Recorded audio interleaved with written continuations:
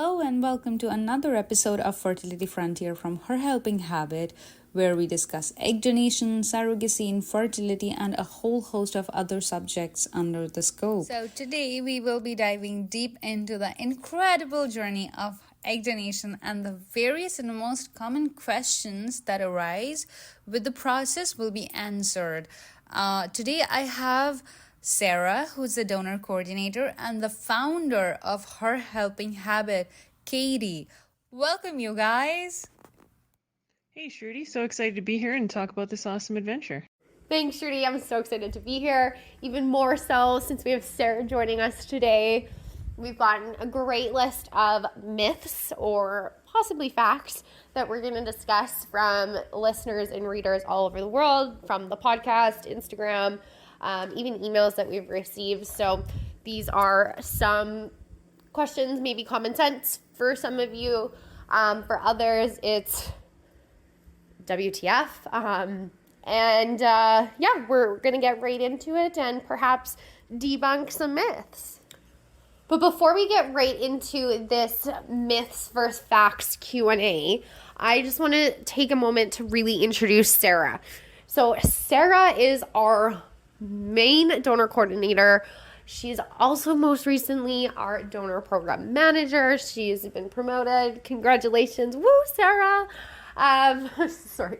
And anyway, we just would not be who we are without her. She's such an important part of Her Helping Habit and Fertility Frontier. So I know we have had her pop in on some earlier episodes, but we've not formally introduced her before, and I just want to take this time to let our audience get to know Sarah a little bit.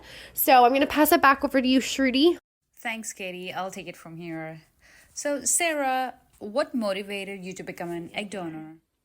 I thought about it first in my very early 20s, but at that time I was still smoking and my lifestyle wasn't really compatible with egg donation. So I revisited it in my late 20s and did my first at 29. So at the time when you were donating your eggs, were you financially compensated? So I've done it both ways. I've done donations that were totally altruistic, where I actually made no money at all. And I've done some in the US that were compensated, and I don't regret either experience. Both of them were equal experiences because of the relationships I got from the ones that I did altruistically are totally invaluable to me and something that I'll carry with me for the rest of my life. So what was the reaction of the people who were close to you when you told them that you are donating your eggs? Most people felt like that was, oh yeah, I could see Sarah doing that. My mom said, don't let them take all the eggs, just in case. I was like, well, that's not quite how that works. But generally people are supportive. I've been really open about my donations to anyone who would listen. Sometimes you get some weird questions. Mostly people are curious. What do you feel that is the best thing about being an egg donor? Getting to see the impact that you can have on people's lives.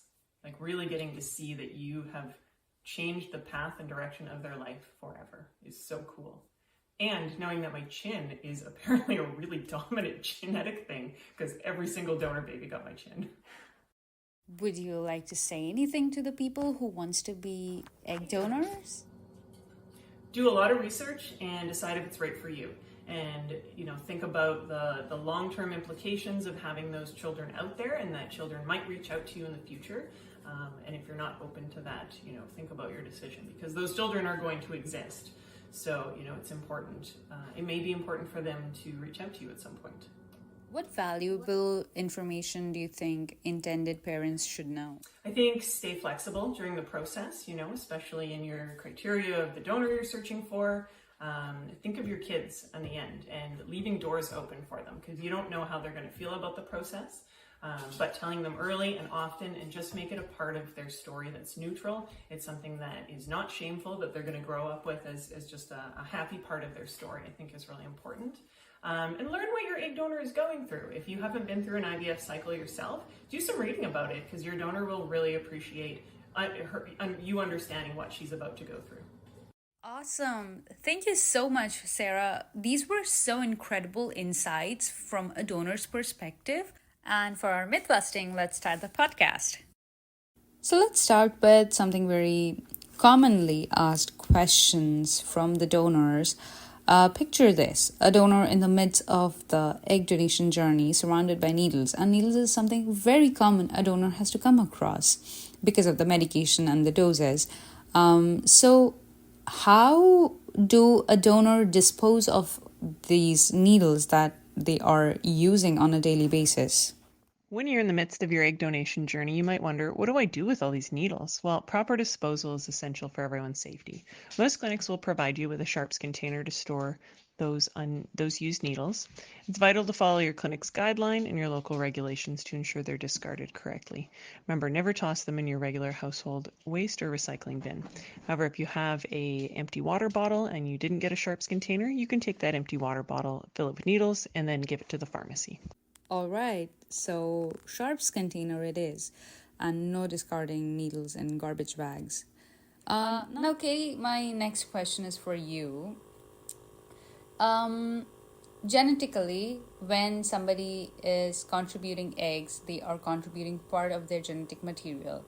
So donors tend to have the question if the baby is theirs down the line, if they are the parents somehow, or they will be liable for the kids.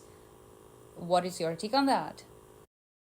Okay, so this is a question I get asked a lot. So I am going to answer it simply with a no. But I'm going to give a little disclaimer. I'm not a lawyer, I'm not a doctor, so this is not intended to be legal or medical advice. I am just speaking from my experience and my knowledge in working in the industry and being an egg donor. And so in Canada, at least, we sign away all of our rights with the clinic paperwork. So you do not pay child support. There's really, sadly, no records, even if they wanted to track down who you were down the line. Like, none of this is recorded in a registry anywhere in the government. So clinic paperwork waives you of all legal responsibilities and rights potentially to that resulting offspring. But in addition to the clinic paperwork, you're going to want to have an independent legal agreement drawn up between you and the intended parents. And this is a very lengthy agreement. It's going to cover a number of different things, such as leftover embryos and what you're comfortable with in terms of future contact with the recipients. The legislation for wherever you are will be noted in that legal agreement. And it will also reiterate that you have no right to that child.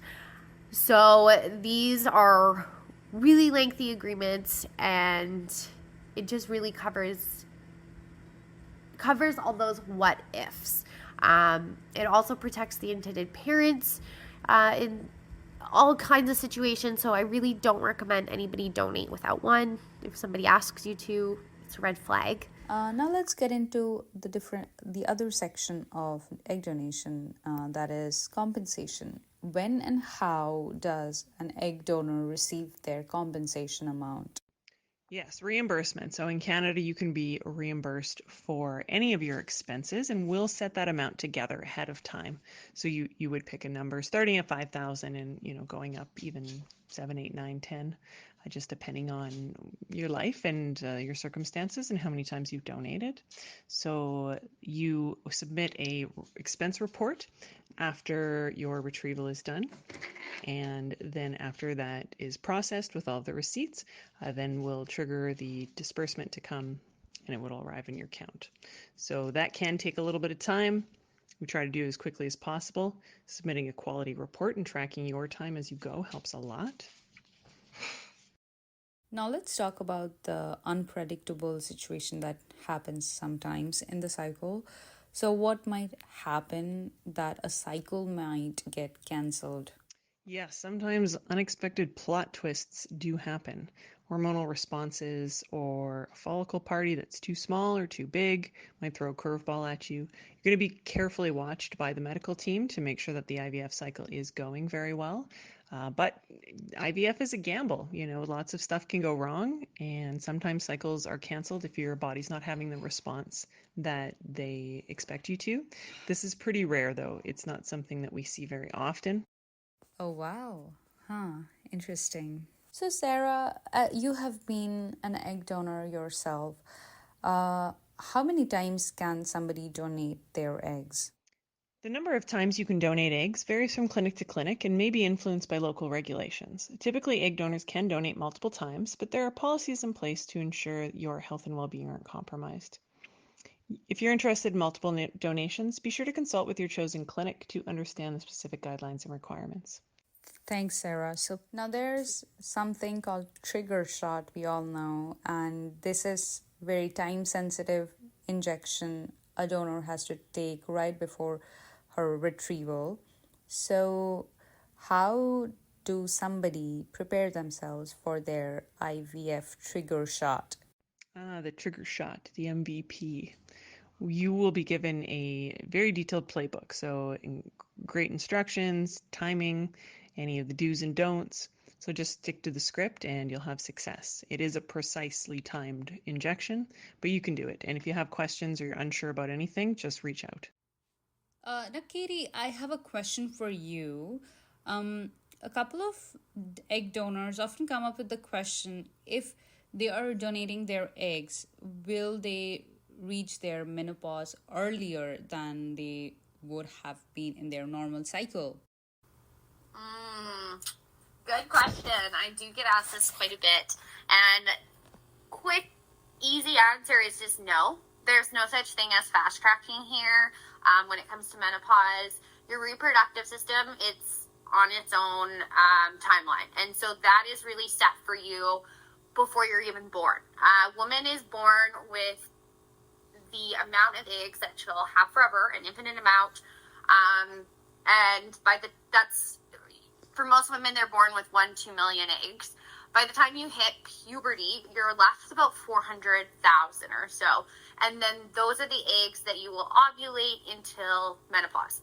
Now that's a lot of eggs, right? Like we are not going to ovulate all 400,000 of those by the time we get to menopause. Statistically, that's just impossible. We're not going to have that many menstrual cycles. But every month, our follicles, so a follicle is a sac of fluid that contains an egg within your ovary, okay? So your body every month is developing follicles, and your body picks the best follicle that it's grown every month to ovulate. And with IVF, we're able to rescue those other follicles that weren't ovulated. So with the IVF medication, you're able to continue stimulating all those follicles and then retrieve them all. Whereas naturally, let's grow 10 follicles, one is ovulated, those other 9 just dissolve and are absorbed back into your body. So in IVF, those 9 instead are going to be rescued or saved, however you want to look at it, in the retrieval procedure. So when we're looking at that and the menstrual cycle, how that works and how IVF works and the medications, we're not impacting menopause at all because those eggs are the same. They're there. They either would dissolve back into your body and be gone forever, or you can retrieve them with an IVF cycle. So long story short, no, you cannot get early menopause from egg donation. So now, Sarah, my question is for you. What do you suggest to the individuals or the donors who are interested to donate their eggs, but somehow they are on antidepressant medication? Well, lots of antidepressants are fine to take during a cycle, but there are some that are incompatible with the medications or could affect egg quality or the outcomes of the cycle. So